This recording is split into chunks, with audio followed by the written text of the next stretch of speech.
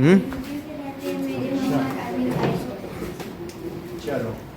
So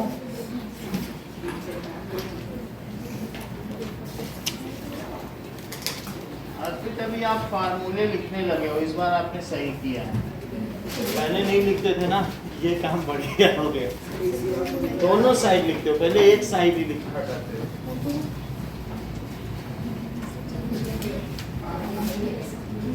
okay now अब देखते हैं, we have seen that what is oscillation. बताओ Ayushi. So oscillation is to and fro of an बोलो oscillation. To and fro motion of an object is known as oscillation. What is vibration? Vibration. If oscillation is done in a fast way, we call it vibration. We call it vibration. What is amplitude?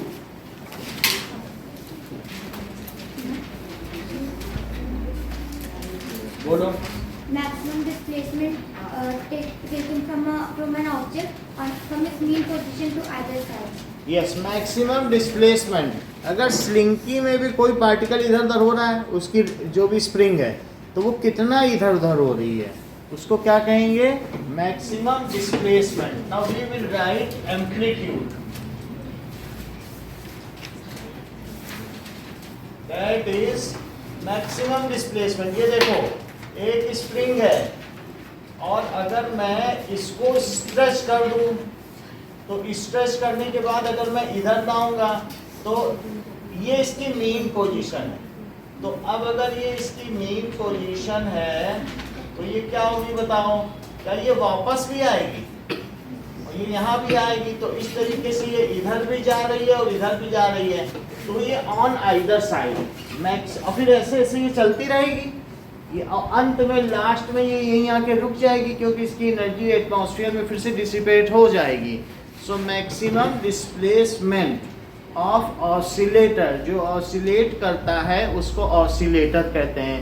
चाहे एक spring हो और या फिर एक Bob हो, जैसे simple pendulum आपने देखा है कि नहीं? तो वो इधर भी जा सकता है और इधर भी जा सकता है। तो ऐसे जाते समय या तो इधर डिस्प्लेस होगा या इधर डिस्प्लेस होगा, तो इसको कहेंगे एम्पलीट्यूड, या इसे ए से डिनोट करेंगे। और यहाँ पर भी मेन पोजीशन से जो गया है उसको एम्पलीट्यूड कहा जाएगा। आप ये देख लीजिए, इसको अगर हम वेव फॉर्म में रिप्रेजेंट करें तो ये देखो, तो यहाँ पर क्या यही एम्पलीट्यूड है? yes sir. तो दिस इज एम्पलीट्यूड। एम्पलीफायर को दिव्या एम्पलीफायर क्यों कहा जाता है? Devvrat, why amplifier is said as amplifier? बोलो। So because it increases amplitude of sound. क्योंकि ये किसी का भी एम्पलीट्यूड बढ़ा देता है और उससे साउंड की लाउडनेस भी बढ़ जाती है। आप माइक्रोफोन में बोलते हो, माइक्रोफोन को ही माइक कहते हैं, और जो एम्पलीफायर से होकर जो लाउड स्पीकर है, तो वहाँ तक जाते जाते, तो ये जैसे मैंने बोला, तो हमारे बोलने से ये हमारे हाथ में एक माइक्रोफोन है, तो माइक्रोफोन को हमने पकड़ के, ठीक है, ये कुछ गाना गा दिया, और फिर इसके बाद इसकी जो कॉर्ड है ये कहाँ पे जा रही है? क्या किसी एम्पलीफायर में जा रही है? या आपके स्कूल में रहता है? और फिर उससे एक दूसरी कॉर्ड कहाँ जा रही है? क्या ये किस तरीके से लाउड स्पीकर है? तो यहाँ पर ये जो आपकी बोली हुई आवाज़ है वो एम्पलीफाई हो जाती है। जब हम बोलते हैं तो उसका एम्पलीट्यूड ऐसे रहता होगा, और एम्पलीफायर से निकलने के बाद इसका एम्पलीट्यूड कैसे हो जाता होगा? ऐसे। और इसलिए इसे क्या कहते हैं? Amplifier. Short, why amplifier is called an amplifier? So because it increases the amplitude of sound. And hence increases the loudness of sound. So amplitude क्या है? The maximum displacement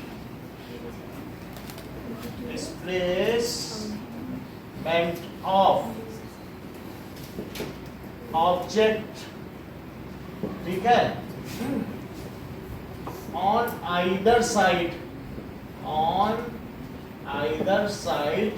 during oscillation, जब वो ऑसिलेट कर रहा है तो उस समय वो कितना डिस्प्लेस हो रहा है, is called amplitude.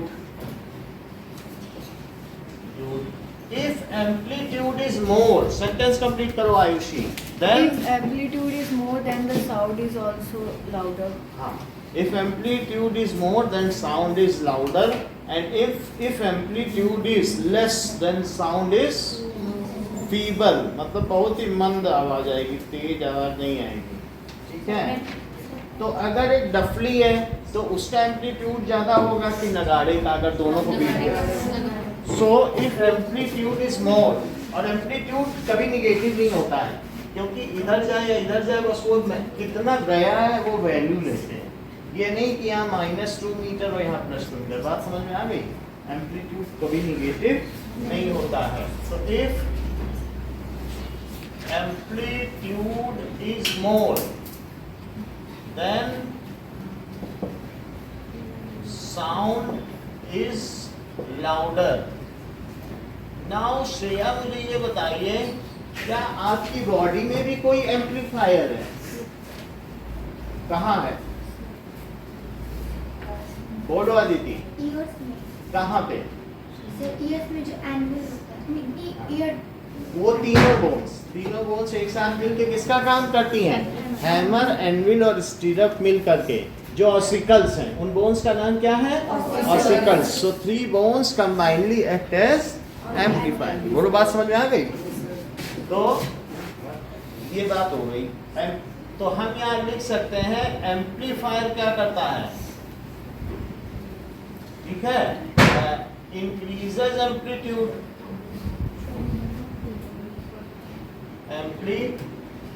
Hence increases, इसलिए क्या इंक्रीज कर देता है? लाउडनेस ऑफ साउंड, इतनी बात समझ में आ गई? इसको नोट करो कि एम्पलीफायर क्या करता है। द थर्मोकोल बॉल जो भी that is taking the vibration, वो वाइब्रेशन को ले लेती है, and in this way वो दूर दूर तक जाएगी। अब आगे देखो, कुछ चीजें दिखाई गई हैं कि loudness is measured in decibel. Loudness की यूनिट क्या है? Decibel. So loudness is measured in decibel। अब देखिए, डेसिबल को डीबी भी कहते हैं, डीबी। वैसे डेसिबल, तुमको ये मालूम है कि डेसीमीटर क्या होता है? कुछ चीजें जानो। अगर मैं तुमसे कहूँ कि डेसी, तब तुम क्या कहोगे? अगर मैं कहूँ सेंटी, तब क्या कहोगे? और अगर कहूँ मिली तो क्या कहोगे? और अगर मैं कहूँ किलो तो क्या कहोगे? और अगर हेक्टो कहूँ और डेका कहूँ तो क्या कहोगे? Kilo, hecto, decagram, deci, centi, milligram. क्या चीज कही गई है? किलो, हेक्टो, डेकाग्राम और डेसी, सेंटी, मिलीग्राम। ये निमोनिक्स है, इसको याद कर लेना चाहिए। ग्राम। जब किसी भी चीज में किलो कहा जाए, 1 किलो सेकेंड में कितने सेकंड हुए? तो 1000 लगा देना। अगर मैं कहूँ 1 हेक्टो सेकेंड तो 100 टाइम्स। तो किलो कहीं पर हो, 1 किलोमीटर। ठीक है, कहाँ पे? हाँ, ये डी स्मॉल है। अब जैसे देखो 1 किलोमीटर तो कितना हो गया? 1000 मीटर। बात समझ में आ गई? तो इसलिए किलो जहाँ लगेगा वहाँ 1000 लगा देना, और हेक्टो लगेगा तो 100, और डेका लग जाए तो 10 टाइम्स 1 डेकाग्राम में कितने ग्राम? हाँ, डेका का मतलब ये कि 10 लगाना है। So 1 decagram it is equal to 10। अच्छा, डेसी का मतलब 1/10, सेंटी का मतलब और मिली का मतलब। अच्छा ये बताओ कि 1 सेंटीमीटर में कितने मीटर? 1/100 मीटर। तो फिर 1 मीटर में अभी 100 वहां ले जाओ, बोलो ऐसा होता है? तो जहां सेंटी होगा वहां, अगर मैं कहूं कि 1 मिलीमीटर में कितने मीटर? 1/1000। तो 1 मिलीमीटर इज 1/1000 मीटर। तो बोलो 1 मीटर में 1000 मिलीमीटर। कभी मिली लगे, मिली एक ग्रीक वर्ड है, उसका मतलब है 1000 पार्ट। सेंटी भी ग्रीक वर्ड है। इसी तरीके से डेसी, तो 1 डेसीबेल में कितने बेल? इसकी यूनिट वैसे बेल है, इसकी यूनिट क्या है? बेल। और लेकिन हम चूंकि इसे डेसी में कर रहे हैं, तो 1 डेसीबेल में कितने बेल? तो 1/10 बेल। बात समझ में आ गई? तो अगर कोई पूछे लाउडनेस की यूनिट क्या है? बेल। लेकिन बेल बहुत ज़्यादा होता है, तो हम बेल में मेजर करेंगे तो हमारे कान के पर्दे फट जाएंगे, तो हम डेसी में उसको यूज़ कर रहे हैं। बात समझ में आ गई? तो 1 डेसीबल, तो जैसे यहाँ पर है किसी भी चीज़ में डेसी लगाया जाएगा तो यही होगा। ठीक है? तो अब अगर मान लीजिए हम ब्रीदिंग कर रहे हैं तो उसकी आवाज़ कितने डेसीबल है? 10 डेसीबल। इसी तरीके से विस्पर, कोई किसी को ऐसे कोई बुलाए तो विस्परिंग साउंड में क्या होगा? It is 30 decibel. और अगर कोई कहे कि नॉर्मल कन्वर्सेशन, बिजी ट्रैफिक 70 और एवरेज फैक्ट्री, अगर 80 डेसिबल फैक्ट्री की आवाज़ होती है, अगर कोई 80 डेसिबल से ऊपर का लाउड स्पीकर का म्यूजिक चलाता है तो उसको 15,000 जुर्माना और 2 साल की कैद है सरकार की ओर से। तो कभी भी अपने घर में किसी भी त्योहार में 80 डेसिबल से ऊपर का म्यूजिक नहीं बजाना। और 150 डेसिबल में कान के पर्दे फट जाते हैं।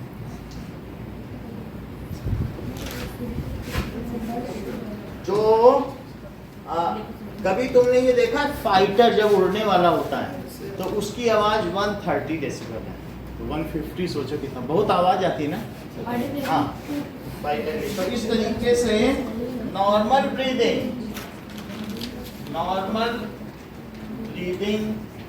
कितने डेसिबल हुई। फिर इसके बाद विस्पर तो 10 डेसिबल। और सुई के गिरने की आवाज 5 डेसिबल। ड्रॉपिंग ऑफ नीडल, कभी सुई गिरी है, सुन पाए हो? तो 5 डेसिबल। किसी के कान बहुत तेज है तो सुन लेगा। 30 डेसिबल। अब विस्पर हो गया। नॉर्मल कन्वर्सेशन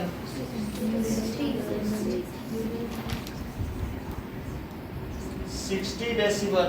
और इसी तरीके से बिजी ट्रैफिक,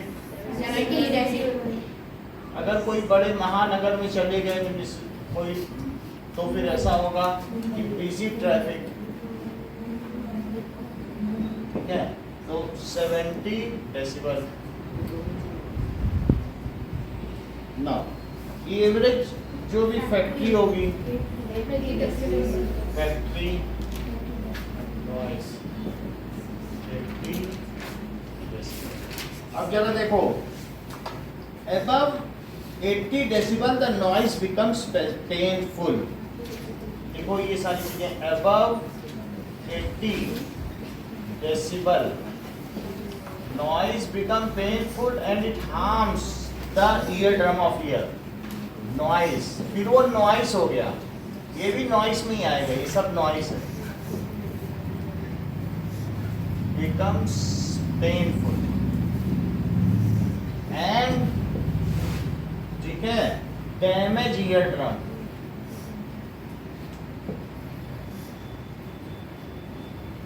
इसके अलावा अगर एम्पलीट्यूड देख लो, लाउडनेस क्या होती है? Loudness is square of amplitude. Amplitude का क्या होती है? स्क्वायर। अब अगर देखो, अगर मान लीजिए एम्पलीट्यूड 2 मीटर है तो लाउडनेस कितनी हो जाएगी? 2 का स्क्वायर कर दो। इफ मान लो amplitude is A, find loudness, तो लाउडनेस क्या होगी? Loudness, find loudness if amplitude doubles, amplitude को डबल करो, amplitude is 2A, find loudness. दो चीजों में पता करना है। मान लो यहां पर अगर एम्पलीट्यूड क्या है? A, और अभी फिर यहां पर एम्पलीट्यूड 2A, तो बोलो ऐसी स्थिति में ये अगर A वेव है, यहाँ A है, तो 2A में क्या इससे ज्यादा बड़ी होगी? तो ये 2A हो गया। तो लाउडनेस यहाँ निकालो, loudness is equals to A square, और यहाँ निकालिए loudness is equals to 2A का होल स्क्वायर। 2A का होल स्क्वायर कितना हो जाएगा? 2A इंटू 2A, तो क्या 4A स्क्वायर। अच्छा, लाउडनेस को यदि मैं L से डिनोट करूं तो ये L है A स्क्वायर, और ये नया लाउडनेस है ये L1 से डिनोट करूं क्योंकि भी बदल गई है ना, और A स्क्वायर की जगह क्या मैं L रख दूं तो पहले वाले की कितनी गुनी हो गई? जरा देखो कि L1 बाई L निकालो, तो अभी हो गई 4A स्क्वायर, और पहले कितनी थी? तो A स्क्वायर कट गया, तो L1 is by L is equal to 4, या फिर इससे क्या पता चलता है कि नई लाउडनेस क्या 4 टाइम्स L हो गई? हो गई कि नहीं? तो अगर एम्पलीट्यूड डबल होगा तो लाउडनेस कितने गुना हो जाएगी? 4 गुना, क्योंकि उसका स्क्वायर हो जा रहा है ना। क्या ये सेंटेंस आपके बुक में लिखा हुआ है कि if amplitude doubles then loudness becomes 4 times? कहीं लिखा है? येलो में पढ़ो, येलो पार्ट में लिखा है। इफ एम्पलीट्यूड इज ट्वाइस, यहाँ पढ़ो है, तो इससे पता चल रहा है ना कि हमने डबल कर दी तो L1 इतना हो गया, फिर L1 बाई L करूं, इन दोनों को डिवाइड कर दो, उधर भी तो डिवाइड होगा, तो वो 4 टाइम्स होगी। ठीक है, अब देखिए, अगर आवाज कितने डेसिबल से ऊपर हो श्रेया तो हमारे कानों के लिए पेनफुल है? बोलो 80। और विस्पर की आवाज कितने डेसिबल होती है?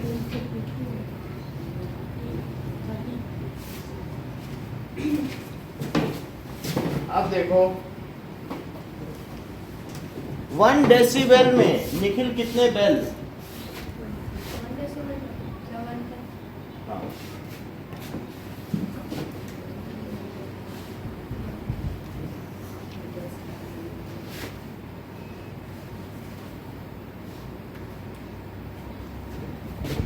अब देखिए, what do you mean by frequency? Nikhil frequency की डेफिनेशन बताओ। नंबर ऑफ ऑसिलेशन पर सेकंड। नंबर ऑफ ऑसिलेशंस पर सेकेंड इज कॉल्ड फ्रीक्वेंसी। सो अगर मैं फ्रीक्वेंसी का फार्मूला पूछूं तो लक्षिता फार्मूला बताओ। हाँ, नंबर ऑफ ऑसिलेशन वो एक बार पढ़ने में नहीं याद होगा, वो रिवाइज करके आना पड़ता है। अब सोचो हमने पढ़ लिया, ये लोग ये रिवाइज करते हैं, ठीक है, इतना पढ़ लिया। So number of oscillations upon time, ठीक है। फ्रीक्वेंसी की यूनिट बताओ। हाँ, ये लोग भरोसा नहीं करते हैं कि मेरी मेमोरी तेज है, ये रिवाइज करते हैं, फर्क आया है, देखो तो है, आ रहा है कि नहीं। तो दैट इज फ्रीक्वेंसी की दूसरी यूनिट बताओ, आप बताइए। हाँ ऑसिलेशन पर सेकंड। हाँ, ऑसिलेशंस अपॉन टाइम। तो ऑसिलेशंस अपॉन सेकंड, तो इसकी यूनिट क्या हो गई? ऑसिलेशंस पर सेकंड, या फिर क्या हो गई? हर्ट्ज, या फिर क्या हो गई HERTZ। तो ये जो फ्रीक्वेंसी की यूनिट हर्ट्ज है वो किसके नाम पर रखी गई है?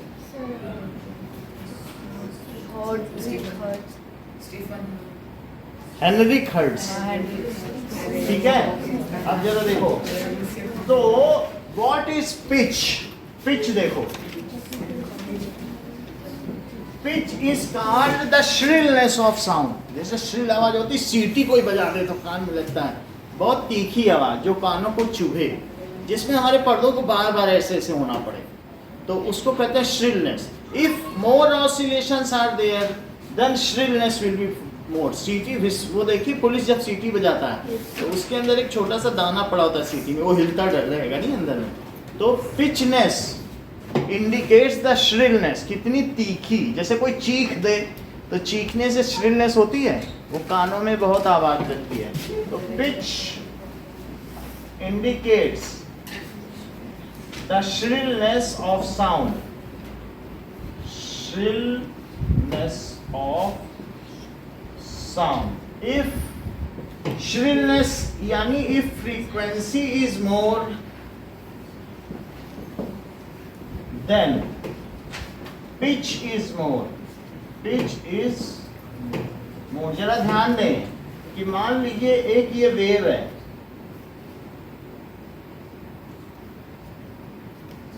तो ऐसे में यहां से यहां तक एक वेव मानी जाती है। कितना कितना माना जाता है? 1 वेव। एक बार पूरा ऊपर तक जाए कंप्रेशन और एक बार रेयर फ्रैक्शन हो जाए तो उसको क्या कहते हैं? 1 वेव। 1 वेव कितनी मानी जाती है? एक बार एक साइड पूरा जाए, फिर एक बार दूसरी साइड और मीन में आ जाए। फिर से समझो, मान लो ये सिंपल पेंडुलम है, एक बार इधर गया, ऊपर गया, फिर एक बार बीच में आके दूसरी तरफ गया और फिर बीच में आके, बीच में था, इधर गया, उधर गया और बीच में। समझ आई बात? इधर गया, इधर गया, इधर गया। इस स्प्रिंग है, उधर गई, बीच में। तो अब यहां पर ये कितने वेव हैं जरा काउंट करो।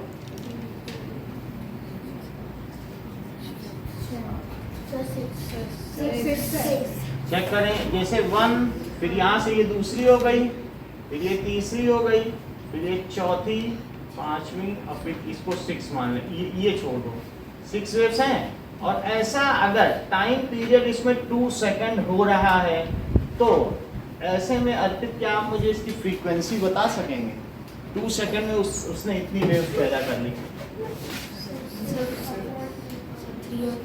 3 हर्ट्ज हो गई। और मान लीजिए कि एक इस तरीके से है, तो पहले केस में फ्रीक्वेंसी ज्यादा आपको लग रही है कि दूसरे केस में? तो 2 सेकंड में यहाँ पे और ज्यादा हो गई, बल्कि डबल हो गई होगी। तो हम ये देख रहे हैं, इफ नंबर ऑफ वेव्स या नंबर ऑफ वेव जनरेटर ज्यादा है, so if frequency is more than pitch is मोर। बात समझ में आ गई कि नहीं? तो फ्रीक्वेंसी ज्यादा होने पे, जरा आप ये देखो, ड्रम के आगे भी वेव्स दिखाई गई हैं और सीटी। तो क्या आप मुझे बता सकते हैं कि किस केस में नंबर ऑफ वेव्स ज्यादा जनरेट हो रही हैं? देख लो रिजल्ट्स में ना, देखो वो पेज नहीं खुला है आपका। हाँ, ये दैट इज, इसको लिखो more frequency so high pitch. इसे क्या लिखोगे? High pitch. और ये कैसा है? Low pitch. सो देखो, pitch is governed by which and loudness is governed by which. Pitchness को कौन देखता है? कि पिच और लाउडनेस को कौन देखता है? Divyanshi, pitch is governed by या controlled by, what determines pitch and what determines loudness? बोलो। हाँ Devvrat. Frequency determines pitch and amplitude determines loudness. If more is the frequency, then Pitch is high. if more is the amplitude, then Loudness. ठीक है, ये line लिखते हैं। So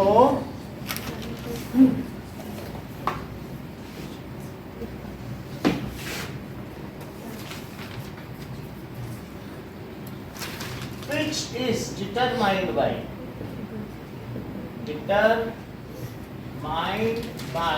frequency. If more is the frequency, then more will be pitch.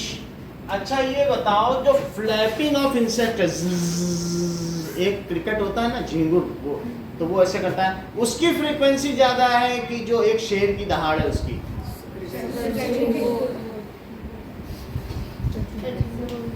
Insect तो कितनी बार कर लेगा, शेर का मेम्ब्रेन तो 2 ही 4 बार आ पाएगा, उतना बड़ा मोटा है।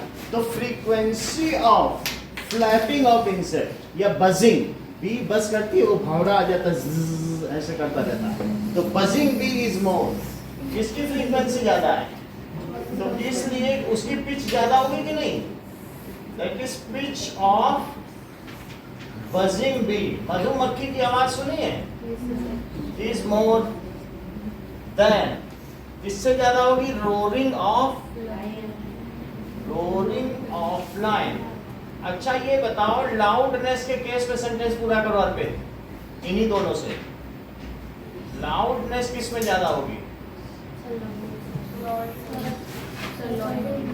उसकी लाउडनेस ज्यादा है, वो दूर तक पूरे जंगल में जाए, उसकी मेम्ब्रेन इतनी बड़ी है शेर की, वो ऐसे से 4 बार जाएगी। तो loudness of roaring lion is more than that is buzzing bee. अगर बजिंग भी है तो उससे आपके कान में लगेगा श्रिलनेस ज्यादा है, पिच बहुत ज्यादा है। बात समझ में आ गई? तो लाउड अगर कोई चीज है तो वो दूर तक जाएगी, और अगर पिच ज्यादा है तो उससे कुछ भी नहीं है। अब ये मुझे बताइए कि जैसे बॉयज की पिच ज्यादा होती है आवाज की में कि गर्ल्स की? अच्छा, और गर्ल्स की आवाज की पिच ज्यादा होगी कि गिटार की? बॉयज की 400 होगी तो गर्ल्स की 700 होगी, और गिटार की 18,000। इतना मतलब म्यूजिकल, इसीलिए तो उसको म्यूजिकल इंस्ट्रूमेंट कहते हैं, ठीक है कि नहीं? सो अब आप बताइए कि अगर बॉय है और गर्ल है तो इसमें पिच किसकी ज्यादा होगी? तो आवाज, इसका साउंड जो है ये मोर लाउडर होगा कि नहीं? लाउडर, और ये लेस लाउड। और जबकि यहाँ पे क्या होगा? हाई पिच, और ये लो पिच, इस तरीके से। अब देखिए, pitch of musical instrument is very high, that is pitch of musical instrument is very high, बहुत ज्यादा होगी। अगर ऐसे बात करें तो 15,000 हर्ट्ज से लेकर ये 20,000 हर्ट्ज तक भी हो सकती है। 20,000 हर्ट्ज तक हम लोग सुन सकते हैं, तो ये काफ़ी हाई होगी। अब जरा फ्रीक्वेंसी को ये डिटरमाइन करो, ड्रम और विसल, इन दोनों में। तो ड्रम भी लिखिए और विसल। तो देवव्रत, ड्रम की क्या चीज ज्यादा होगी और विसल की क्या? ये लाउडर है, और विसल की हाई पिच होगी, हाई पिच। बात समझ में आ गई? ड्रम वाले में एनर्जी ज्यादा लगेगी, तो फिर वो। अब आगे देखें तो अगले पेज में देखो जरा, बर्ड्स की जो चर्पिंग है, जो चहचहाती है, उसमें क्या चीज ज्यादा होगी और लाइन में क्या चीज ज्यादा होगी? Chirping of bird high pitch और हाई फ्रीक्वेंसी होगी, और जबकि रोरिंग ऑफ लाइन में एम्पलीट्यूड एंड लाउडनेस ज्यादा होगी। Audible and inaudible sound. तो हम ये देखेंगे कि श्रव्य ध्वनि तरंगें क्या होती हैं, कि और एक अपश्रव्य होंगी और एक पराश्रव्य होंगी। मतलब ऑडिबल, फिर उससे भी ज़्यादा सुपरसोनिक, और सुनने से भी कम इंफ्रासोनिक, इंफ्रासोनिक, सोनिक, सुपरसोनिक।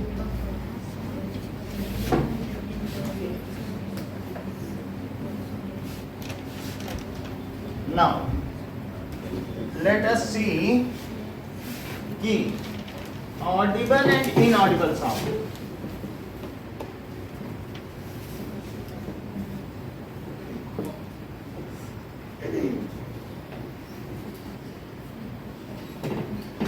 हाँ, इनऑडिबल साउंड की डेफिनेशन बताइए। हाँ बेटा, जस्मिता आप बोलो।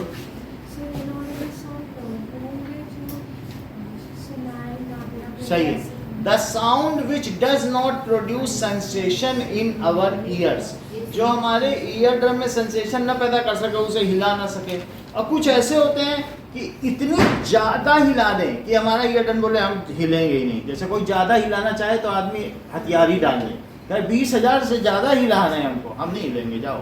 तो अगर 20,000 से ज़्यादा अगर हर्ट्ज की फ्रीक्वेंसी हो तो ये तो हमारे ईयर ड्रम में फिर नहीं हिलते हैं, क्योंकि इतना उनके पास वो ही नहीं है कि वाइब्रेट कर सकें। तो ऐसे केस में भी वो कुछ नहीं करते। तो इसलिए audible range of frequency, that is the range of frequency which produce sensation in our ears, ठीक है। Hence we can hear it, is called, भाई बताया करो, जल्दी बताया करो, देर लगा रहे। हाँ पूरा सेंटेंस बोलो।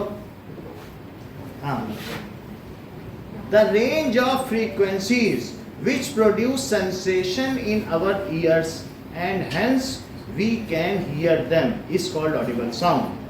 The range of frequency which produce sensation in our ears is audible sound. Is called audible sound. तो ध्वनि का वह परास जो हमारे कानों में संवेदना उत्पन्न कर सके उसे श्रव्य तरंगे कहा जाएगा। देखो, the range of frequency which we can hear, सीधी सी बात, which we can hear is called audible, जैसा कि पलक कहा करती हैं audible sound। तो वो रेंज कौन सी हो जाएगी? it is from 20 hertz to 20,000 hertz, इतना है। मान लीजिए अगर 20 हर्ट्ज से नीचे हो जाए तो क्या दिक्कत आ सकती है लक्षिता? मान लो अगर हमारी ऑडिबल रेंज 20 ना हो, 2 हर्ट्ज हो जाए तो क्या होगा?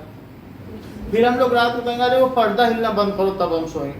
पर्दा ही हिलता रहा रात भर, अब हम सो ही नहीं पाए। वो पर्दा बेचारा धीरे धीरे हिल रहा है, हमें उसकी आवाज़ सुनाई पड़ेगी। बोलो फिर हम रात को सो भी पाएंगे कि नहीं? कहेंगे वो उधर वो हिल रही थी घड़ी, ऐसे ऐसे हिल रही थी, धागा हिलने लग गया, बताओ नींद खराब कर दी। तो अच्छा ही है जो छोटी आवाज़ हम नहीं सुन सकते, घर में बहुत सारी चीज़ें ऐसे हिलती डुलती रहेंगी, वो जो चादर किनारे वही लटक ये चादर हिल रही, पंखे बंद करो, हिलना नहीं चाहिए, या इसको बिल्कुल रस्सी से बांध दो तो सो ही नहीं पाओगे, वो चादर ही हिल रही तुम्हारे बैठे। तो इसलिए हम क्या कहेंगे बताओ कि 20 हर्ट्ज है, छोटी मोटी आवाज़ हम नहीं सुन पाते हैं, नहीं तो हमारे ब्रेन पे कितना वो आएगा स्ट्रेस। अच्छा अब देखिए कि 20,000 हर्ट्ज को क्या कहेंगे? क्या 20 किलो हर्ट्ज, क्योंकि किलो हर्ट्ज हो गया ना, फिर 1000 अपने आप लगा देंगे। सो 20 हर्ट्ज को भी बुक में किलो हर्ट्ज लिखा है। So this is if oscillations are above 20 kilohertz, तो क्या होगा? If oscillations are above 20,000 hertz, then it is called ultrasound। इसे क्या कहेंगे? कभी सुना है कि उसका अल्ट्रासाउंड कराया गया पेट का या कुछ, वो इतनी तेज तरंगे भेजी जाती है, उससे बच्चे का शेप और जेंडर पता लगाया जाता है, अल्ट्रासाउंड कराया। then it is called ultrasound। Ultrasound जो बैट है, चमगादड़ है, वो क्या प्रोड्यूस करता है? अल्ट्रासाउंड प्रोड्यूस करेगा। सो बैट्स का मतलब है चमगादड़, चमगादड़ तो जानते हो ना, जो लटके रहते हैं कहीं कहीं पर। प्रोड्यूस अल्ट्रा साउंड, 20,000 से ऊपर है तो वो कौन प्रोड्यूस कर सकता है? वो चीखता है बहुत तेजी से और वो ये साउंड प्रोड्यूस करता है। हम लोग नहीं सुन सकते हैं क्योंकि हमारे कान सुन ही नहीं पाएंगे। 20,000 से ऊपर तो कान हड़ताल कर देते हैं ना। अच्छा, जो 20 हर्ट्ज से नीचे उसे इंफ्रा साउंड कहेंगे और वो कौन प्रोड्यूस करेगा? Rhinos and elephants. ठीक है, सो बिलो 20 हर्ट्ज वो कौन प्रोड्यूस करता है? Below 20 hertz sound is called infrasound. It is produced by, वो भी हम लोगों के लिए inaudible है, सुन पाएंगे हम लोग।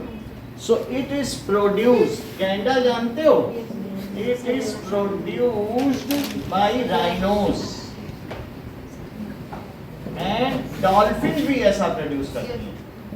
Dolphin and एलिफेंट्स ऐसा आवाज प्रोड्यूस करके अपने पूरे ग्रुप को बुला लेते हैं जब संकट में होते हैं।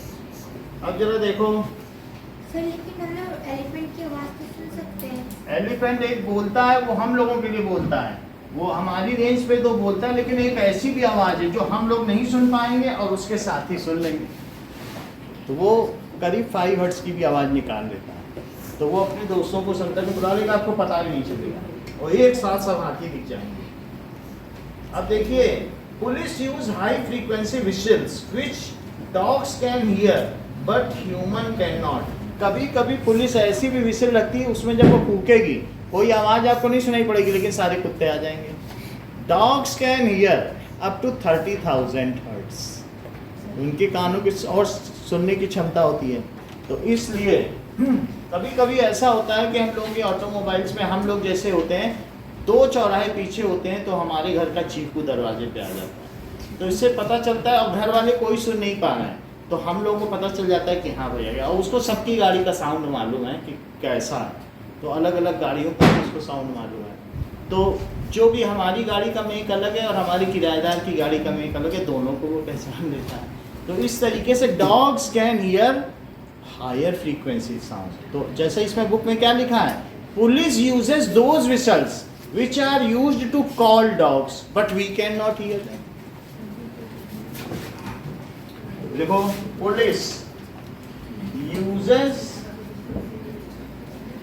whistles of high frequency which we cannot hear but dogs can here. अच्छा, जो छोटा बच्चा पैदा होता है उसकी ऑडिबल रेंज 15 हर्ट्ज भी होती है। उसका कान का पर्दा नया नया है तो वो सेंसेशन प्रोड्यूस कर देता है। ठीक है, इवन वो अपने माँ के सीने से लगा रहेगा तो माँ की हार्ट बीट भी सुनता रहेगा। ठीक है, और उसके लिए हमें क्या करना पड़ेगा, हम लोगों को उसके लिए दैट इज स्टेथोस्कोप लगाना पड़ता है। अगर अपनी हार्ट बीट सुननी है then we cannot listen it, हमें उसके लिए क्या यूज करना पड़ेगा, दैट इज ये देखो,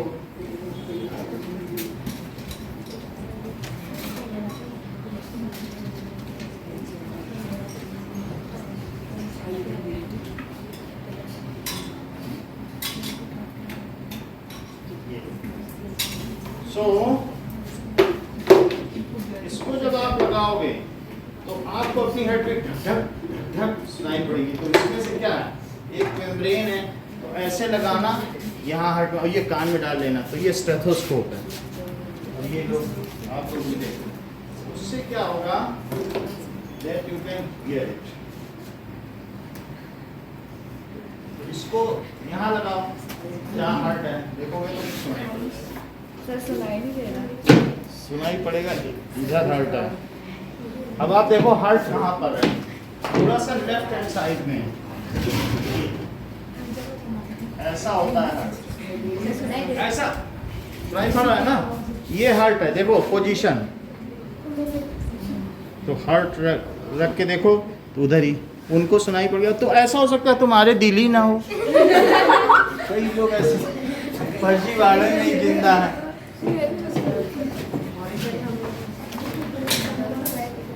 चलो अब जरा देखिए कि इतनी बात हमको पता चल गई। सो अल्ट्रासाउंड इक्विपमेंट्स, अब एक और बात देखो, जो अल्ट्रासाउंड इक्विपमेंट्स हैं वो किस पर काम करते हैं? अल्ट्रासाउंड तो आपने यहाँ लिख दिया ना। सो ultrasound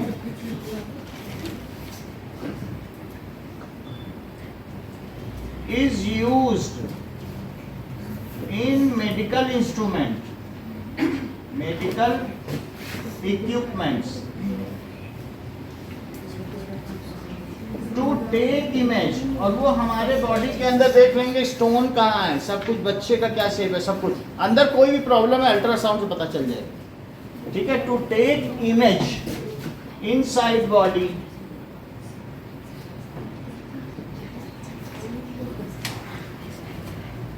it can find the मतलब position of baby inside pregnant mother. Gender तो नहीं लिखना होगा क्योंकि जेंडर तो डिटरमाइन नहीं कर सकते ना, वो इलीगल है। So it also can diagnose position of unborn baby inside mother's womb, unborn baby inside mother's womb। तो अल्ट्रासाउंड इस काम में आता है। अब देखिए, इससे देखिए ये ज़रा महंगा इंस्ट्रूमेंट है, वो 200 का, ये 700 का, हो सकता है इससे ज़्यादा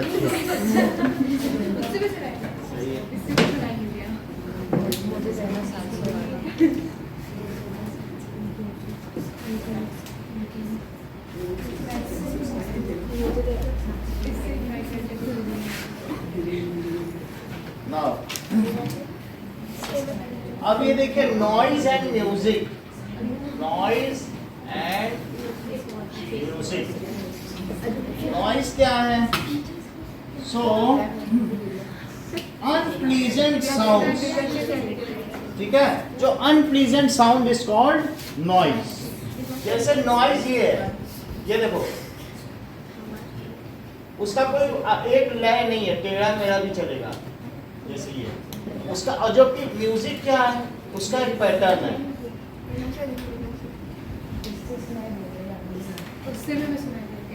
ये और अगर ये नॉइज हो जाएगा जिसमें उल्टा पुल्टा कोई गाएगा नॉइज हो गया, उसमें कोई वो नहीं, पैटर्न नहीं, तो ये क्या हो जाएगा? नॉइज। और ये जिसमें पैटर्न है वो क्या कहलाएगा? साउंड कहलाएगा। Unpleasant sound is called noise. ठीक है, if loudness is more then also it is turned as noise. अगर बहुत तेज आवाज हो तो क्या तुम्हें वो सही लगेगी? So if loudness is above 80 decibel, yeah, loudness is more, then it causes, note karo, it causes pain in our ear and called noise, और उसे तभी नॉइस कहेंगे। जबकि म्यूजिकल साउंड क्या होता है? That is the sound which is pleasant to our ear.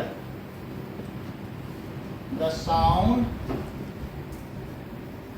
which is pleasant, इसका definite pattern of waves which is pleasant to our ears is called music. It is produced by musical instrument.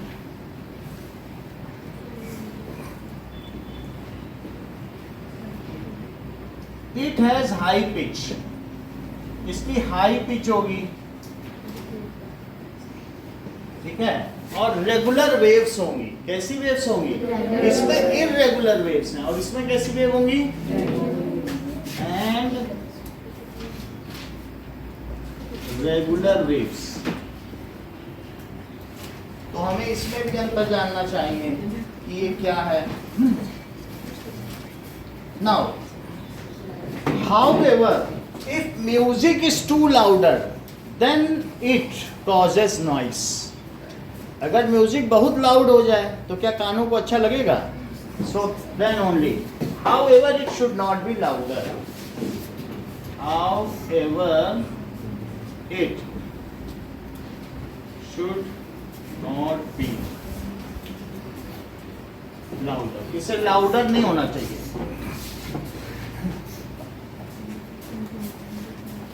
Noise pollution,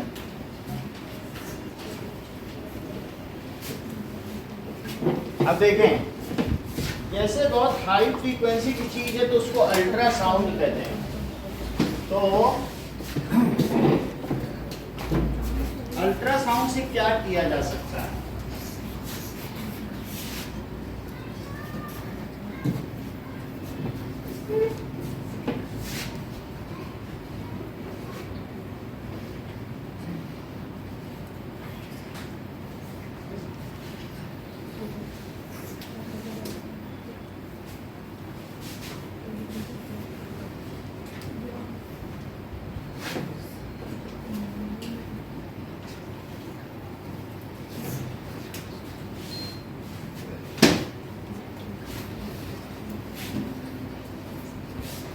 okay,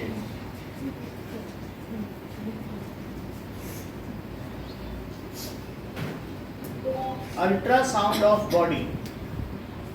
तो body में अगर ऐसी waves भेजी जाएंगी तो वो हमारी बॉडी के अंदर इमेज ले लेगा। तो अल्ट्रासाउंड की ऐसी मशीन होगी, ये देखो, और वो अंदर की इमेज लेती रहेगी। Ultrasound is a rapid, sensitive technique. देखो ये इस तरीके की मशीन होती है जो क्या होगी कि ये पता लगा लेगी कि ये color on the IVC just to make sure that it fills completely. जैसे इसके पेट का अल्ट्रासाउंड लिया जा This रहा is है, our last picture of the sagittal left lobe here. ठीक है, कि क्या From कोई here we're going to start to come into the कुछ भी right है तो lobe. of the अंदर का देखो liver. इमेज लिया जा रहा है, And for स्टोन का that, पता I चल kind रहा of है। follow this rib ये अल्ट्रासाउंड की मशीन है। down a little bit. So it's technically, you're slightly obliqued. ठीक And what है? you want to make sure you do is you're pushing in and angling up underneath this rib. And what I do is I ultrasound start से ये पता चल जाएगा कि baby कैसा है, इवन बेबी के बारे में भी पता चल सकता है। ठीक है, so these are the different images of ultrasound. तो अल्ट्रासाउंड के स्कैन के बारे में ये भी दिखाया गया है कि We put some warm gel on and look inside. Why would someone need an ultrasound? Well, if you weren't feeling well, the doctor might ask you to come to have a look inside your tummy. You could do that with a jelly. ये ultrasound की machine होगी तो इससे पता चल जाएगा। Body would look Yeah. at your head, your eyes, and your neck, and look at your arms and your legs. You could look at lots of समझ में आ गई bumps बात and कि bumps नहीं? that are around your, anywhere in your तो body. ऐसा कई बार हुआ भी होगा किसी के यहाँ, जैसे इसके पेट में कोई प्रॉब्लम होगी तो अल्ट्रासाउंड कराया जाएगा।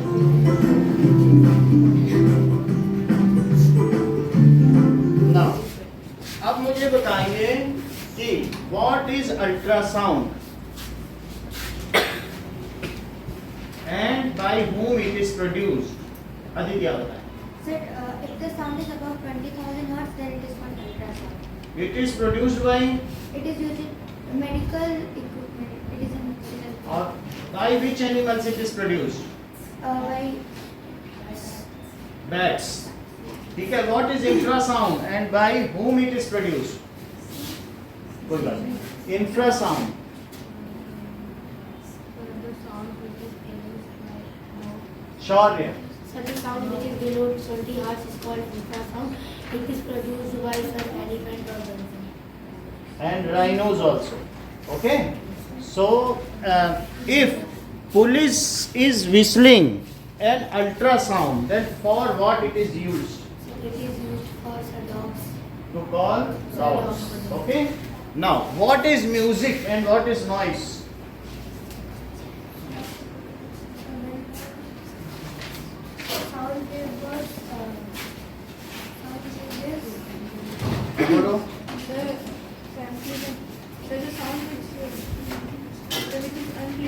हाँ is known as mic. Okay and Where the sound is present is known as music. Sound को इतना ही रखिए। तो एक स्टेथोस्कोप और किसके पास है? दोनों दे दीजिए।